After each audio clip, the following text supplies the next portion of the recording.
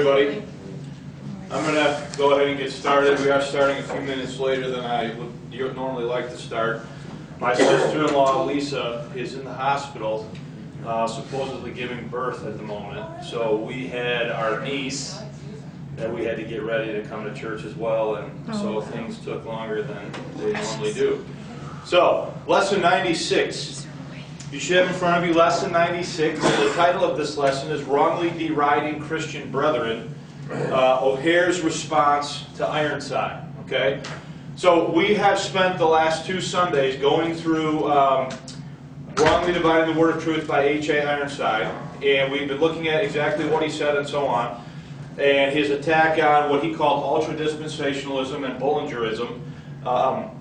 And now what we want to look at today is O'Hare's response to all this, and how does he respond and so forth. Now, just to back up, we've seen already, guys, that coming into the 1930s with Unscriptural Cathedrals, which is written in 1930, late 1930, early 1931, that O'Hare is still saying that he's always taught and believed that the church began at Pentecost.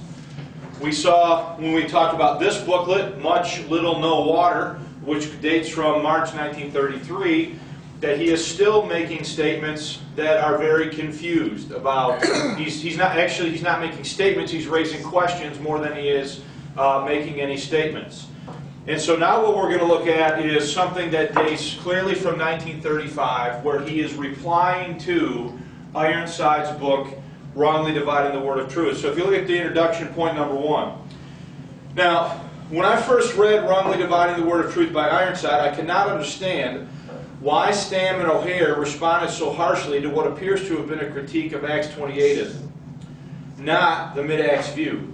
It has only been in the past 3 months, since late December 2012, that I have come to understand why.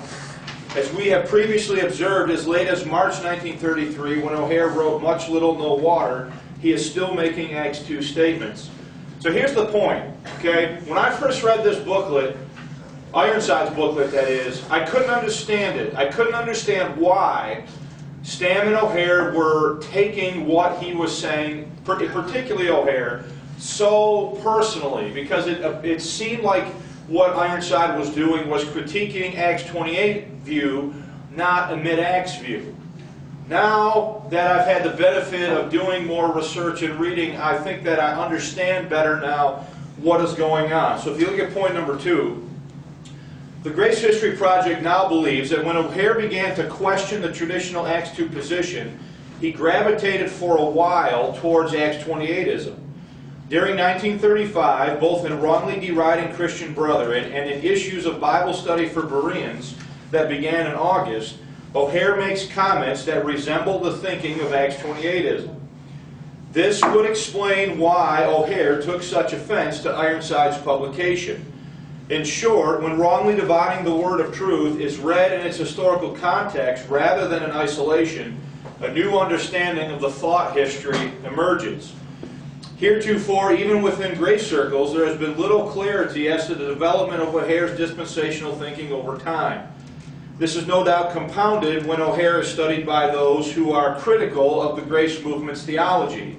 For example, Adam O. Christmas, author of the doctoral dissertation, An Analysis and Evolution of Interpretations of J.C. O'Hare, Cornelius Stam, and Charles Baker, concerning the origin of the church, water baptism, and the commission of the church, views Wrongly Dividing the Word, as more focused on the extreme type of ultra-dispensationalism espoused by Bullinger, and not the moderate form taught by O'Hare, Stam, and Baker. So if you read this gentleman's dissertation, he explicitly states that the booklet by Ironside is an attack on Bullingerism or ultra-dispensationalism, not O'Hareism, or what he would call moderate dispensationalism. Okay? Now this demonstrates, finishing that point, this demonstrates that even opponents of O'Hare's theology lack a clear understanding of how his thinking changed over time. Okay? Now listen, if within the movement that O'Hare was a part, there has not been much clarity as to the historical thought development of his thinking over time, you certainly wouldn't expect to find that in people that are critical of what O'Hare was teaching. Okay? So the Grace History Project believes that wrongly dividing the word of truth is reflective of parts of O'Hare's thinking in 1935. So the goal of this lesson is to prove that for a time, O'Hare was making statements that had much in common with the Acts 28 view espoused by Bullinger and Welch. Okay? Now let me just clarify that just for a moment. Even though, by his own testimony, he had not read them extensively. Okay? So I think what's happening is this. As O'Hare is beginning to question Acts 2, he begins to gravitate towards Acts 28 view in his thinking. Alright? Ironside writes the booklet, Wrongly Dividing the Word of Truth, which is critical, as we've already seen, of, quote, ultra-dispensationalism and Bullingerism. And as we're going to see, O'Hare responds very personally to what Ironside is saying. And what I'm suggesting to you is that there is a reason for that in the development of O'Hare's thought history. Okay? So, are we at least clear on that so far? You have a question, Mike? No. Oh, okay. So, let's go to point number 2 then. Wrongly deriding Christian brethren. So this is all dated. On May 20, 1935, Pastor J.C. O'Hare addressed a letter to Dr. H.A. Ironside titled Wrongly Deriding Christian Brethren, in which he voiced his many objections to the dispensational teaching found in Wrongly Dividing the Word of Truth. Since we have already considered Ironside's book, that'd be lesson 94 and 95, we will limit our comments here to understanding O'Hare's response to Ironside. As a general rule, the reason why the two men disagreed dispensationally was because of their divergent views of when Israel was set aside. Quoting now from Mr. O'Hare. As I've said to you before, that's telling. Well, why is that telling? Because they've had prior communication on these issues. Okay? As I've said to you before, our differences as to water baptism, the gifts of the Holy Spirit, and the dispensation of the grace of God, and the dispensation of the mystery, are because we do not agree as to when the nation Israel was set aside. Okay? In the following quotations, O'Hare makes statements in his response to Ironside that are very consistent with Acts 28ism. All right? Specifically, he speaks of the dispensation of the mystery not having been revealed until the close of the book of Acts. Now, these are all quotes from Mr. O'Hare in Wrongly Deriding Christian Brethren, his response to Ironside. So let's look at the first one. He says, I cannot definitively fix the time when the risen Lord revealed the mystery of Ephesians and Colossians to the Apostle Paul. But I do know that there is no statement concerning the dispensation of the mystery during the Acts period. There must have been some reason in the mind of God why he withheld the writing of Ephesians 3, 8, and 9 until after he pronounced his judgment upon the nation of Israel in Acts 28, 25 through 28. I believe that there is a very definitive turning point with the close of the Acts period. Whether or not we call it the close of the transitional period or the beginning of a new dispensation. Your ultra-dispensationalist brethren do not teach that the message of pure grace began with Paul's prison epistles. Neither do they teach positively that the risen Lord had not revealed the mystery to him before he reached Rome.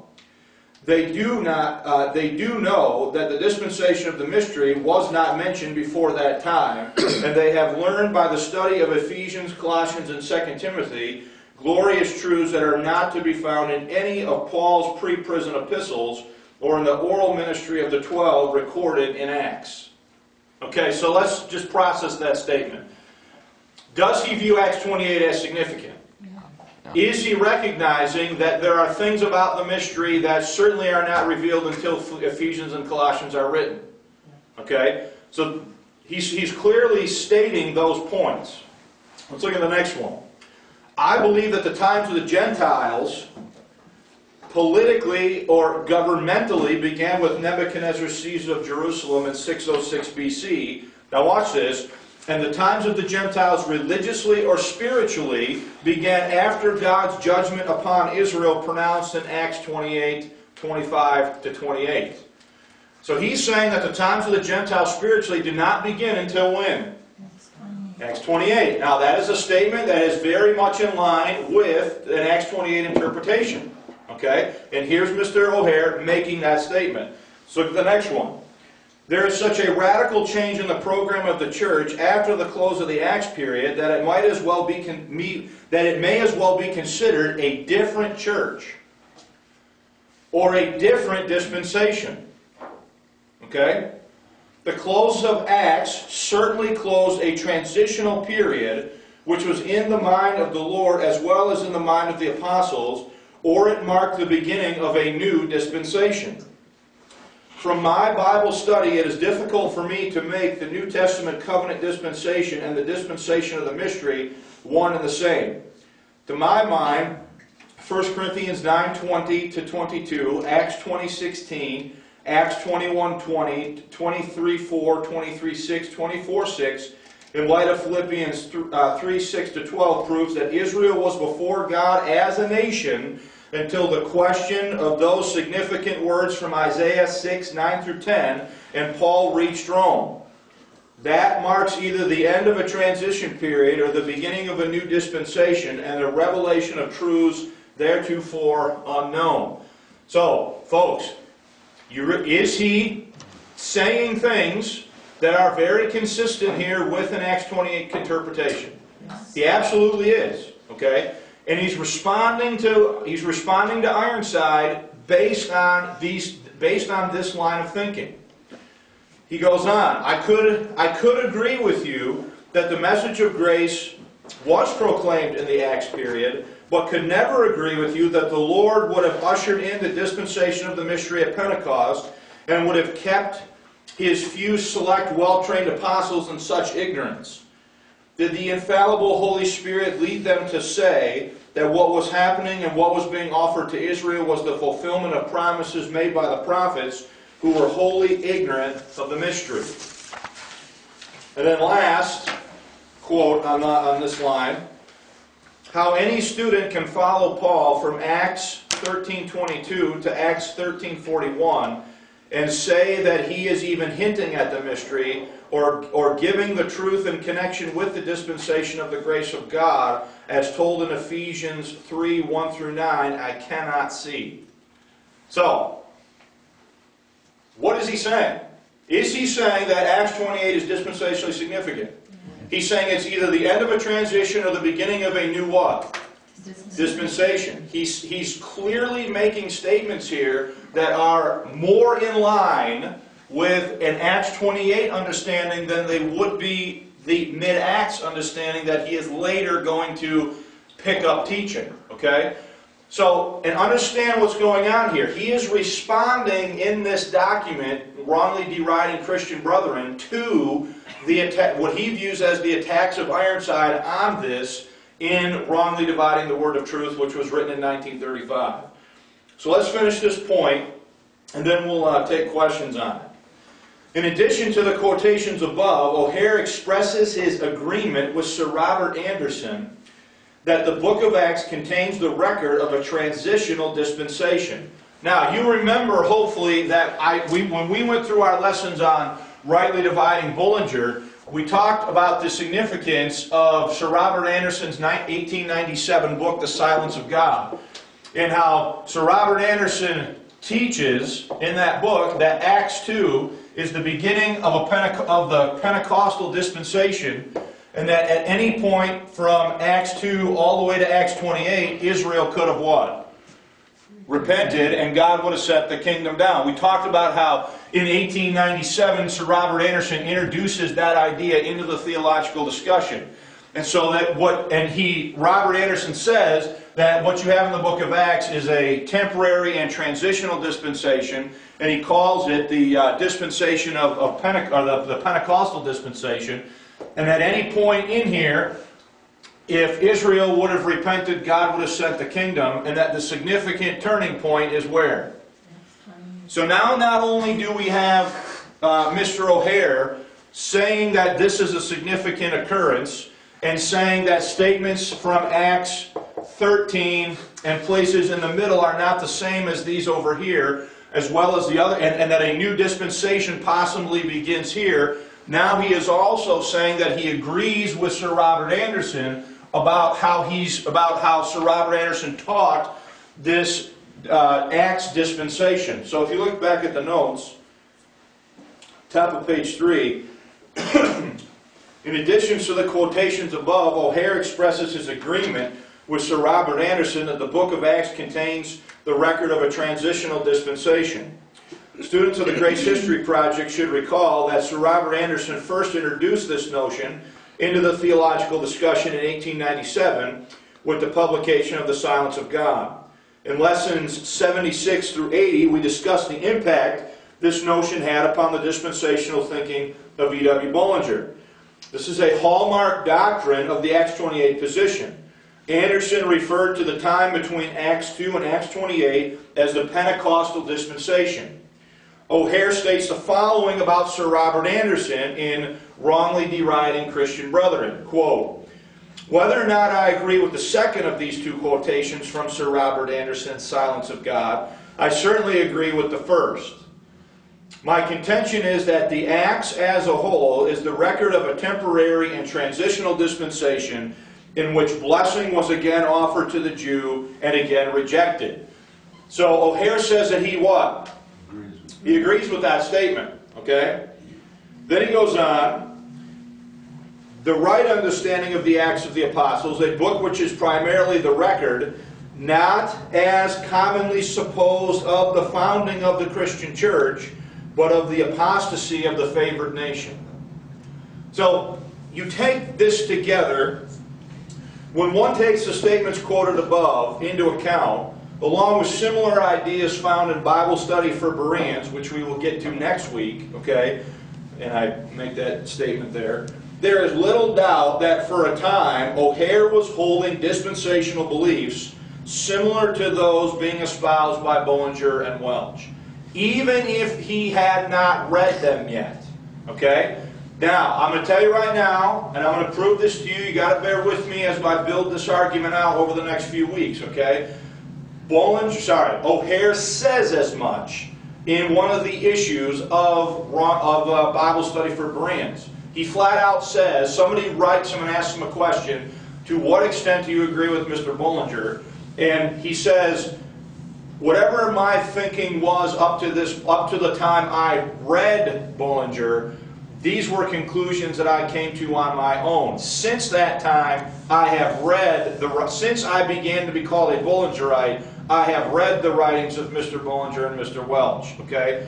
So O'Hare's testimony is that he's adopting these ideas from his own study, okay, and tends to favor some of the thinking that was being espoused by Bullinger and Welch, even though he was not fully aware of what those men had actually said when he was gravitating in this direction.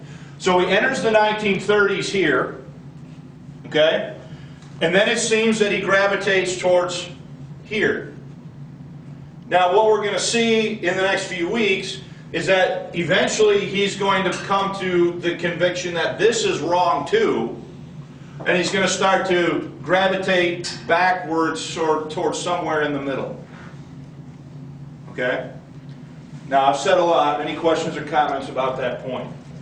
Mike? So explain to me how the general teaching in the grace movement, use of the transitional period is different from, other than having a fixed point of when the church started, from what Anderson and O'Hare is teaching at this point. It seems to me that all grace believers believe that Acts 28 is because of the transitional. Yeah, it's a fair Acts question. 28 is significant, even in the grace movement. Yeah, I would agree. Okay? So what Sir Robert Anderson says, and if you should go back and review those lessons, but when Peter says in Acts, go to Acts 3 quick. When Peter says in Acts 3,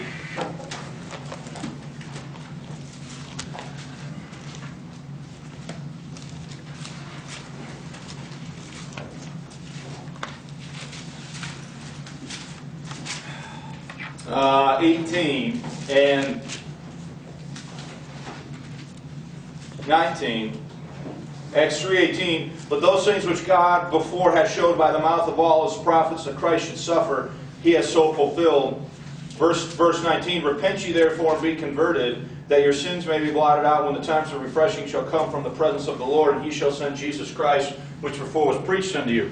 What Sir Robert Anderson says is that if Peter's here, from this point forward all the way to the end of the book of Acts, if Israel would have repented, God would have done exactly what those verses say. Okay? So and that Paul then, when Paul starts his ministry, is just picking up during the Acts period that same testimony that Peter had. Okay?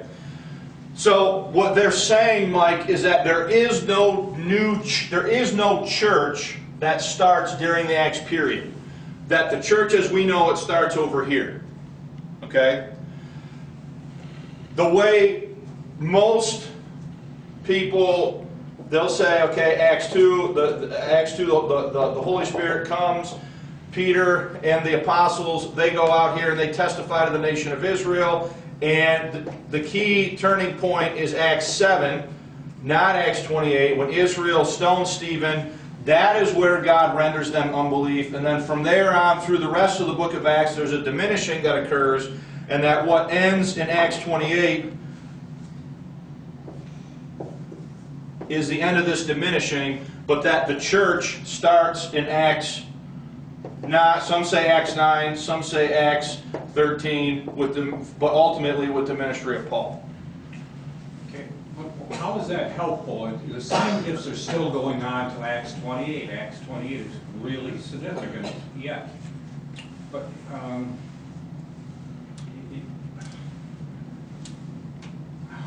guess I'm having a hard time understanding. Well, for now, all I want you to understand is that O'Hare is saying very similar things to what Sir Robert Anderson was saying. Don't you think the key to understanding O'Hare at that time is that A. Bush Bishop booklet? We're going to get to that in a minute. Oh, he seems to be constantly quoting that booklet, and he even goes so far as saying that Bishop is teaching that, even though Bishop is starting the church at Acts 2. And that, but there's a transitional period. Schofield is supporting that, right? Even though he didn't. But so this stuff here, comes later. Okay, what I drew up here. I understand that. Yeah. But this is the view that O'Hare seems to be advocating for, some version of this view that he's advocating for in 1935. Can I just make an observation? Yeah. I'm trying to understand that. I understand that he's clearly teaching, especially that last statement you quoted from, that he's teaching the start of the church, or something starting in Acts 28. Right. But he does not teach theologically what Bollingerites or the Acts 28 people teach today at all. That's possibly true. From a theological point of view, from a practical viewpoint, probably does. What you'll see, and I would argue, Mike, that in the next lesson, when I survey the issues of Bible study for Bereans from August 1935 to December 1935, that the statements that he makes about this are even more forthright than they are in this that we're looking at right now. There's no doubt in my mind that for a time, to whatever degree he ends up, he is gravitating in that direction for a while. I have yet to find in anything written after 1950 or the mid-40s any quotes from that A. Bishop booklet after all of a sudden he stopped pushing that. Yeah, I don't know why that would be, but he does push it. He backed up and went to Acts 13 as the beginning of the church, and that's what he definitely taught as the beginning of the church. Right, but would you agree that he's not teaching it in 1935? No, he's not. Yeah. So let's look at that. Mike brings up the book by Bishop. If you look at the next point, O'Hare's use of tongues, signs, and visions, not God's order for today, by A.E. Bishop. Now, I debated a lot about where to include this into the class, because this is an important point, as Mike's pointed out.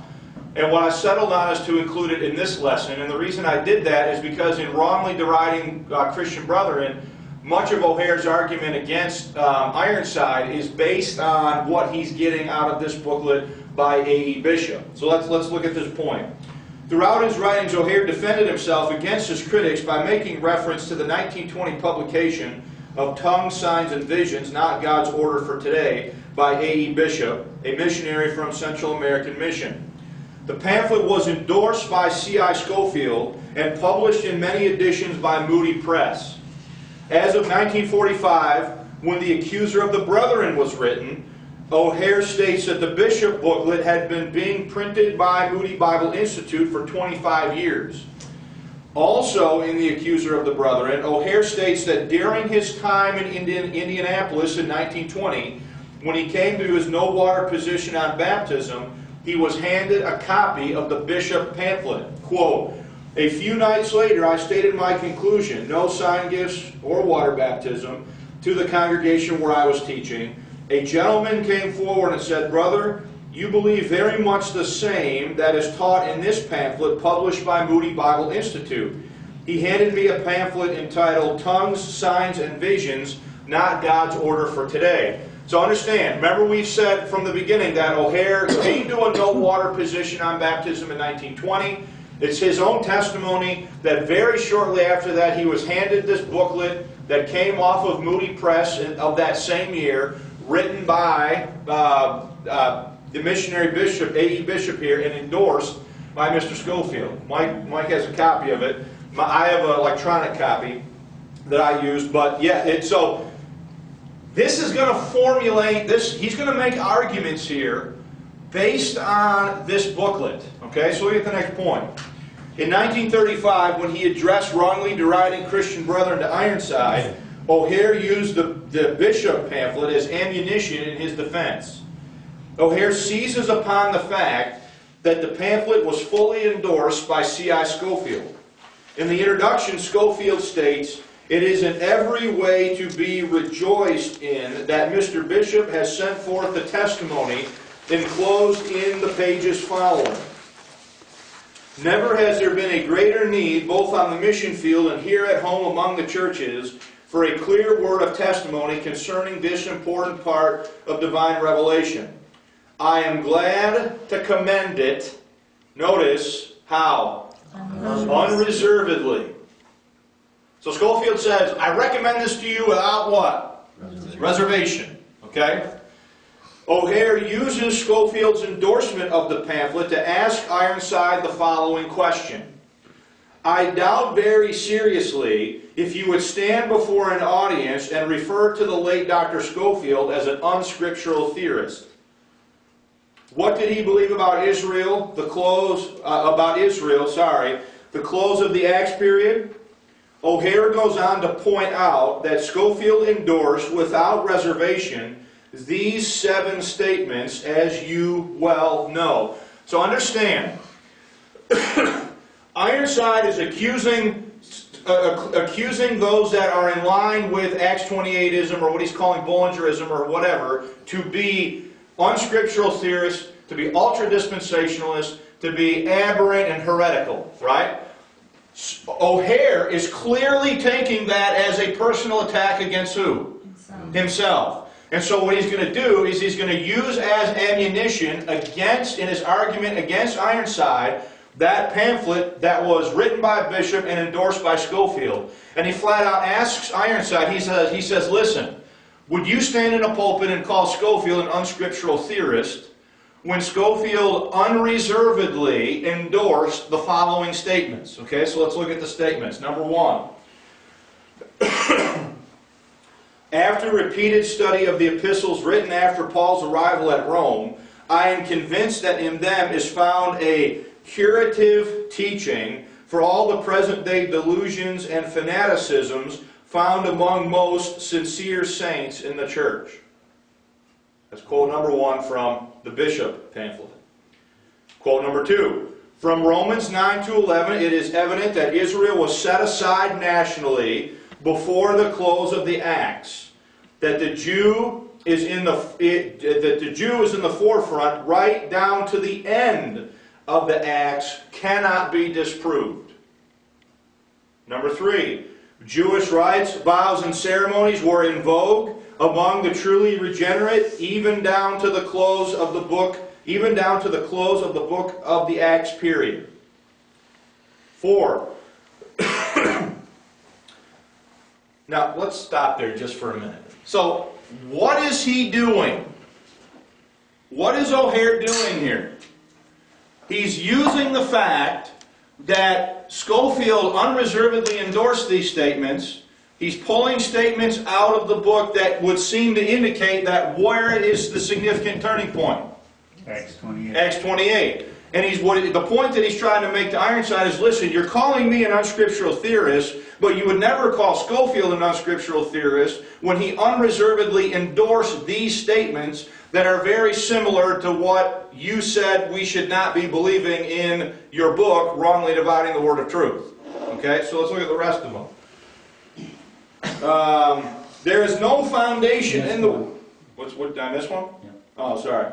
The sign gifts of 1 Corinthians 12 were limited to a portion of the believers and operative only during the book of the Acts period. 5th, there is no foundation in the Word of God for the prevailing doctrine of divine healing. 6th, a careful study of the epistles, especially of the latest epistles of Paul, which give the normative course of the church during the present dispensation, would dismount all from their hobbies, eliminate the last vestige of Judaism from their lives.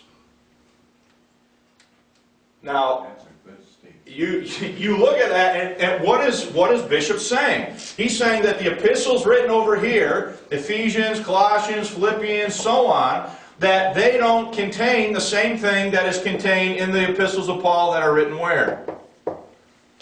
There. And that these get rid of all that stuff that was going on there. So what O'Haire is doing is he's using the Bishop pamphlet to bolster his argument here that he is fundamentally making and saying, listen, Scofield recommended these statements without what? Reservation. And then the last of the 7, after this clear revelation of the mystery, hidden God from all ages, removing the Jew from the position of superiority, which kept the Jew in the forefront right on to the close of the book of Acts. All 7 of these quotes are presented as O'Haire presented them to Ironside in Wrongly Deriding Christian Brethren. All 7 of these statements can be found in A.E. Bishop's Tongues, Signs, and Visions, Not God's Order for Today. So, before we go any further with this, it's probably important. Does everybody at least understand the argument that O'Haire is trying to make here against him? Okay? So he's lifting statements out of the Bishop booklet that do seem, at least in his usage of them, do seem to indicate that the key point of transition is when? Acts 28. So, throughout Wrongly Dividing the Word of Truth, Ironside calls ultra-dispensationalists, unscriptural theorists, ecclesiastical hobby writers, and heretics. In Wrongly Deriding Christian Brethren, O'Haire turns these words against Ironside and asks him if he would publicly call C.I. Scofield an unscriptural theorist, even though Scofield unreservedly endorsed the statements quoted above from the Bishop pamphlet. O'Haire concludes his point by stating the following, quote, "If you did not know it before, now you know that Dr. C.I. Scofield was almost an ultra-dispensationalist." He was certainly coming into the light and departing from your uncertain and unsatisfactory dispensationalism, which leaves Christians in the dark as to the sign gifts and the religious program of the Acts period. You teach that signs, visions, tongues, imposition of hands, and religious ceremonies belong to the dispensation of the mystery because that dispensation began on the day of Pentecost, and you teach that the same program was carried on by Paul until his death with no truth revealed in his prison epistles that he had not been teaching. is O'Hare definitely making an argument? All right. I want to dwell too long because I want to finish, but any questions, thoughts, or observations about this? Look, I'm telling you right now, there are going to be some people that do not like what I'm saying here. Okay? The idea that O'Hare ever entertained Acts 28 views is like unheard of, but we got to be honest here about what he's saying. Okay? At this point in his ministry in 1935, remember, he's entered the decade teaching that he's always believed the church started at Pentecost. If you look at his statements of 3 to 4 years later, is he clearly sounding like he's in agreement with Bullinger about some of these points? Okay? Elsewhere in Wrongly Deriding, O'Hare makes a similar argument using Louis Sperry Chafer, president of Dallas Theological Seminary, as an example. O'Hare begins by citing the fact that Ironside had taught at Dallas, despite not being in agreement with Chafer, about whom the revelation of the mystery was given. O'Hare then asks the question Ironside. No, O'Hare then asks the question if Ironside is willing to call Chafer an unscriptural theorist. Quote, you teach in Dallas Seminary and enjoy fellowship with the president of that seminary. You wrote an article in the monthly magazine Revelation concerning the mystery of the body, and in that article he said it was not unto John and Peter that the revelation of the body was given, but it was given specially and specifically to the Apostle Paul. Is he an unscriptural theorist? Because he disagrees with your statement that John knew it before Christ died and Peter received it in his housetop vision. Woo! He's saying, look, you're going down there and gallivanting around with Chafer, and Chafer doesn't agree with you, but you're not calling him an unscriptural theorist. This type of argument is common throughout the writings of both O'Hare and Stam. They question why they are being attacked when there are others within mainstream fundamentalism that agree with positions of their theology. In The Accuser of the Brethren, O'Hare states why Scofield and Bishop are not, asks why Scofield and Bishop are not branded as ultra-dispensationalists, hyper-dispensationalists, Bullingerites, or heretics for their statements in Tongues, Signs, and Visions, not God's order for today. Furthermore, why was not Dr. James Gray, president of Moody Bible Institute and contributing editor of the Scofield Reference Bible, not branded a heretic for continuing to print and circulate the Bishop pamphlet? Even Dr. Gray even wrote the following appraisal of Bullinger for Moody Monthly.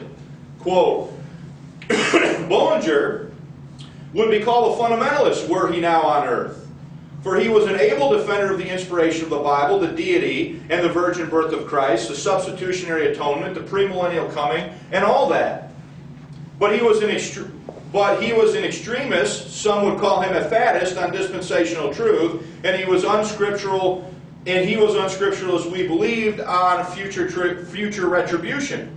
Because of these last name errors, the Monthly has not felt free to advertise Bullinger's books, certainly not all of them, and yet the writer of these lines owes, listen to this, one of his richest spiritual blessings to that great teacher.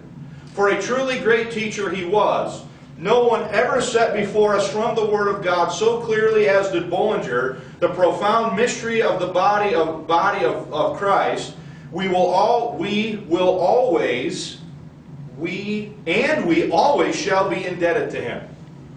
Now, is that a favorable, by and large, is that a favorable or unfavorable statement about Bullinger? Favorable. That's a favorable statement. So O'Hare says, listen, he prints this and you're not calling him a what? Ultra-dispensationalist, unscriptural heretic, scriptural hobby rider, blah, blah, blah, so on and so forth on down the line. Why was Dr. Gray not labeled a heretic for his statement regarding Bullinger? For Stam and O'Hare, this was nothing short of a double standard brought on because of their refusal to water baptize. Like your last statement, I think, really is behind the whole issue. I agree. Water baptism issue. So I want to finish this up by just pointing out how some of these other double standards. Do we have 5 minutes? Yeah, the clock was right. Okay. No, 10 minutes. 15 I got minutes. 9:42. Okay. The following, so double standards abound. The following are examples of men who were not branded as heretics by the fundamentalists of their day, even though they were in agreement with O'Hare on various points of doctrine. Dr. William J. Pettengill's notes on Romans 16:25-26. Quote, "Now to him that has the power to establish you," this closing paragraph is of great doctrinal importance as touching the person of Christ. Number one, God is of his power to establish his people. Number two, he establishes them according to Paul's gospel and the preaching of Jesus Christ. Third, this preaching of Jesus Christ by which God establishes his people must be a preaching of Jesus Christ according to the revelation of the mystery. There is much preaching of Jesus which does not establish God's people because it is not according to Paul's gospel, nor according to the revelation of the mystery, which was kept secret since the world began, but was made manifest by revelation to the Apostle Paul. So what's O'Hare's point? This guy's teaching the same thing I'm teaching, but you're not calling him a what? A heretic. A.C. Arnold Gaebelein made the following statements about the revelation of the mystery being uniquely Pauline. Quote, "The miserable method of applying promises made to God's earthly people Israel to the church and forcing the fulfillment of them into the present age has its starting point from the same misconception. When at last all is to be brought out, that the mystery hidden in former ages is to be made known, the Lord does not commit these truths at all to Peter, but he chooses another instrument to whom he entrusts his secrets, Paul, the apostle of the Gentiles. Through Paul, the full revelation of the assembly, the one body, is given." Now remember what we read in Ironside's book, right? He said that Peter and John knew it before who? Paul. And here's Gaebelein saying that Peter didn't know anything about it until God gave it to who first? Paul. Yet by Ironside's standard that he sets in wrongly dividing the word of truth, should he also be calling both of these men heretics? Okay? Next one. The Magna Carta of the church is the epistles of Paul, to whom the full revelation of the church was given. That's Gaebelein. Third from Gaebelein on this point. Do not regard the church as the subject of Old Testament prophecy. Her unique origin, heavenly character, and eternal destiny, all in closer association with Christ, is a New Testament mystery alone revealed to Paul in two of his prison epistles, Ephesians and Colossians. So, again, what is O'Hare's point? His point is, if you're going to call, why are these men not being called what? Heretics, when they are teaching things that are very similar, if not identical, to what they were teaching? Yeah, you have a question? Yeah, do you think that a lot of, and this goes back to something you said a couple weeks ago, that there was a jealousy or a personal dislike of each other that caused a lot of this, and why they pointed out each other rather than some of these other authors? I think the answer is the baptism issue. I think it is solely an issue of the baptism issue, of the question of water baptism. I really do. I think that was the dividing line. But do these other men, they weren't really in favor of water baptism either then? Some of them were, okay, to varying degrees, but we're going to read a quote in a minute from Gaebelein where he says, Matthew 28, that the Great Commission isn't for the church. Yeah, right, you're shocked by that, aren't you? Yeah. But yet he's not called and branded a heretic, nor is Dr. James Gray, who in the commentary, Christian Workers commentary, basically said the same thing. Okay? So, it just becomes sort of a little bit maddening when you look at what is going on here. Comments by I.R. Dean about Israel's rejection of the kingdom. Number one, Messiah was first offered to Israel and rejected. This offer was to be made both before and after his resurrection. Second, he must be offered to Israel after his resurrection of their Messiah, before the nation is set aside. So that contradicts what Ironside was teaching about when Israel was set aside in Matthew 23, like we studied 2 weeks ago. And third, Christ, while on earth, did not preach the same gospel that he revealed after his ascension. That is very clear. Dr. Kenneth Wiest of Moody Monthly, about there being, Dr. Kenneth Wiest writes in Moody Monthly about there being no water in Romans 6. Now listen to what this is Moody Monthly. Quote, the mechanical meaning of the word, namely the introduction of something in a new environment or into union with something else, is in view in Romans 6 and 1 Corinthians 12:13. It is set in a context of supernaturalism. It refers to the act of God placing us in Christ.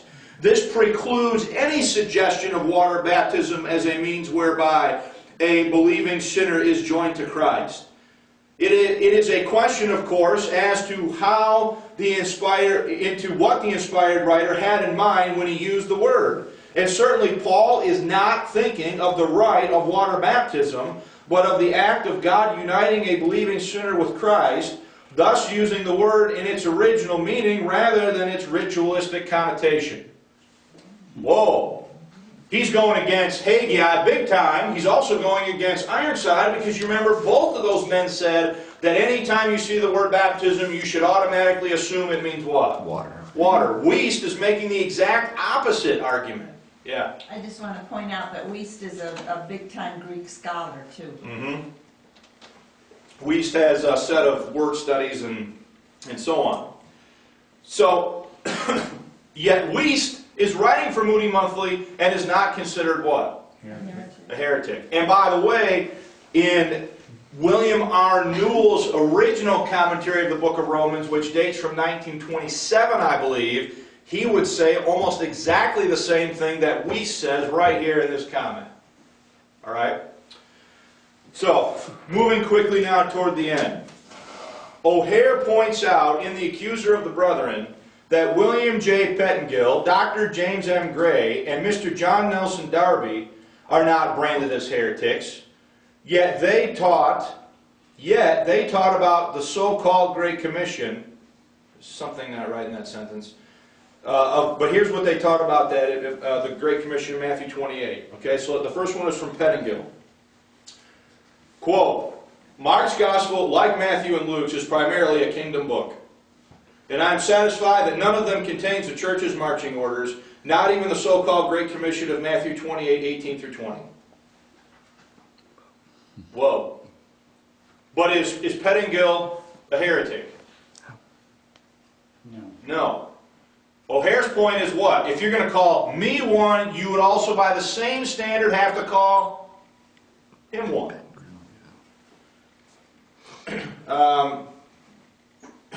Where did I leave off? Oh, this we would call the Kingdom Commission, of course. We are well aware that it is spoken of as the Great Commission of the Church, but we are convinced that that is an error. It would be a strange thing to find the Church's commission in the Kingdom Gospel. I have long been convinced and have taught that the Great Commission of Matthew 28, 19 through 20 is primarily applicable to the kingdom rather than to the church. Now, Pettingill, is he an editor, Mike? I see you looking. See a Schofield Bible editor? Yes, Yeah. he is. Yeah. He is. Okay? Gray. Gray is an editor also of the Schofield Reference Bible. This is from his commentary, Christian Workers' Commentary. Notice what it says. This is the Kingdom Commission. And another expresses it, not the Christian Commission. The latter is in Luke distinctively called the Gentile Gospel, but not here, which is distinctively the Jewish Gospel. And this is all the more remarkable because, like Stephen, the disciples are commanded to go to the Jews. Right here, they commanded to go to all nations. It points to the close of the age, when the commission will be carried out by the faithful remnant of Jews so often spoken about. It has not yet been carried out. the story of Acts and its fulfillment. The story of Acts is not its fulfillment. Its accomplishment has been interrupted, but will be taken up before the Lord comes to deliver Israel at the last. So here's Dr. James M. Gray, president of Moody Bible Institute, saying that Matthew 28 is not the commission and marching orders for the church of the body of Christ. Yet he's not considered what? A heretic. Yeah, Norm? Now, do you have any idea what the reference of time was as to when they edited for Schofield and made these statements? Well, Gray makes these statements post-Schofield Reference Bible. Okay. Because the date, I believe the date of that is in the works cited. No, I'll have to go back and add that, but it was sometime after 1909 when the publication of the Schofield Reference Bible was made. Then you have the next one, Darby. It is well to notice what has been alluded to. The ministry in the Acts is not the accomplishment of this commission in Matthew, but the mission of Luke, the book itself being as known the continuation of his gospel. Nor was the ministry of Paul, which took up a separate divine mission to the evangelization of the nations, carrying out of this commission here, referring to the one in Matthew. A new mission is set forth in the person of Paul that connects with the establishment of the church on earth. The accomplishment of the commission here in Matthew has been interrupted. The commission was given, but we find no accomplishment of it. It connects to the testimony with the Jewish remnant owned by a risen Lord of all with the earth and his earthly directions. For the present, it has in fact given place to a heavenly commission and the church of God. So there's Darby, the founder of the Plymouth Brethren, saying the exact opposite of what Ironside was saying in his book. So finishing this up, Gabeline. This is from Gabeline's Gospel Commentary on Matthew. This is the Kingdom Commission. In Luke 24 we have the proper Christian Commission. A time is coming when the Great Commission here will be carried out by a remnant of Jewish disciples who are expressed by the 11. It is the same remnant as in Matthew chapter 24. So if you go to the end, the point here is simple, okay? O'Hare and Stam would like to know why their views are branded as heretical, while similar views by some of the greatest Bible teachers of their day were not. Okay? So any questions, thoughts, comments about Lesson 96? Yes? Did Ironside specifically respond to wrongly deriding that you know of? I'm trying to remember. Personal letters, I believe, to O'Hare. I think he That's did. it. I don't know if O'Hare republished those ever. Is that Razzle Dazzle? 1956 booklet, he even prints the letters themselves. Oh, what's the name of this? The I mean, Paulites and Thessalonian Baptism. Oh, yeah, it's Razzle Dazzle. Is that dispensational Razzle Dazzle? Mystery? No, it's a different one. Okay. That, the one I just... But O'Hare, Ironside's dead at this time. He died in 1951. This booklet's written in 1956. But he's reprinting art, he's printing personal letters from 1941. Still a real sensitive issue with O'Hare in 1956. And of course O'Hare dies in 1958 or 59. Yeah, not long after that. So, the point I want you to get, the big point I want you to see two general points, okay? Number one, O'Hare enters the 1930s saying, I've always believed and taught that the church started at Pentecost, okay? By May 1935, he is making statements that sound like they're very Acts 28 in their thinking, okay?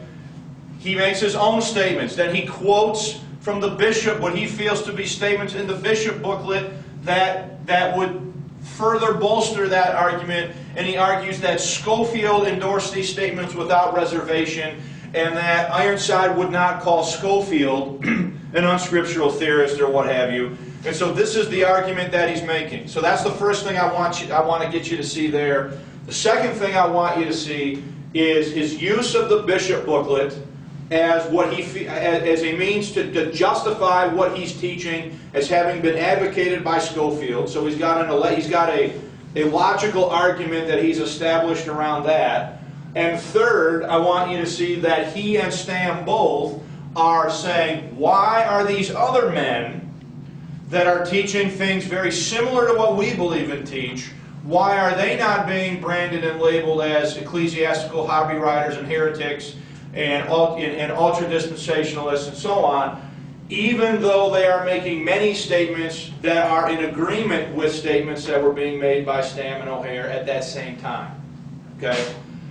So, next week, what we're going to do is we're going to begin to survey Bible study for Bereans.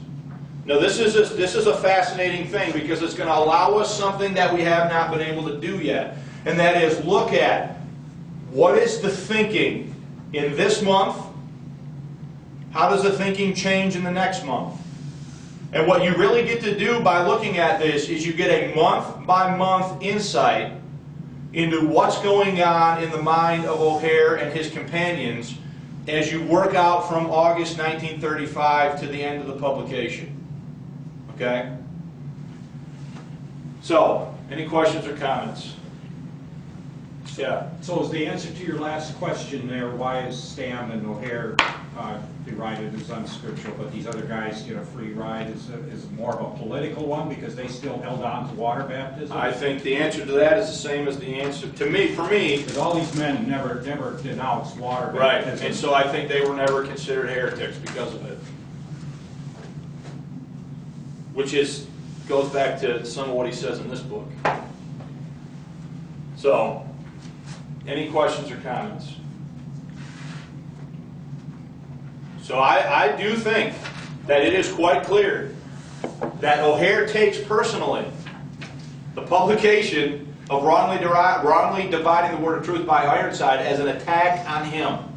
He took it to his grave, I think. I think he took it to his grave, and I think he took it as an attack on what he was thinking or where his mind was, because as of 1935. So as he comes to realize this isn't going to work, I think what he does first is he gravitates towards this. Then he comes to a point where he realizes there's things about this that aren't going to work either. And then he's like left in no man's land for a while, and then he starts to gravitate backward from there. Okay? And I think that's what you're going to see moving forward. Any questions? Was there anybody at that time that was holding the Acts 13 or Acts 9 position that he might be listening to at all to make him change from 28 to go backwards? Or was he the first pioneer, so to speak? Well, that's a great question.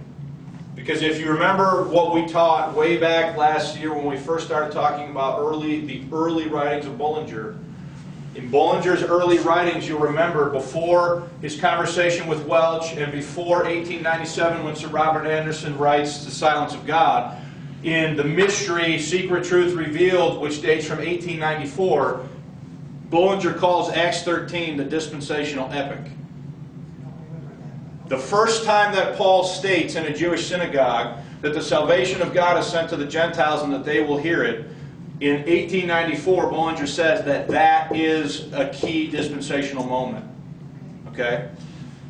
Then things changed from there, as I tried to demonstrate to you in the 5 lessons that we did on rightly dividing Bullinger. Okay? Yeah? Do you think Charles Baker tempered O'Hare's movement back to Acts 13 about? That is a fascinating because question. the two worked together at that time. I think Mr. Baker was very much involved in this. And I would argue, Mike, from the way I see things laying as they are now, that the first guy to really make a compelling argument that Acts 2 is wrong is Baker. His article in January 1936 about why Acts 2 the beginning of the last days of the nation of Israel cannot be the beginning of the church is the first really concrete argument that these men make against that position. And it's in that same edition that O'Hare writes an article where he starts to delineate what he views as the problems of starting the church in Acts 28. So they are Baker is definitely involved in the thought history of O'Hare, for sure. And I would argue Bultmann is too. Okay? All right, well, we're a few minutes past. Any other thing for the good of the order? All right. Thanks for your attention. We will resume next week.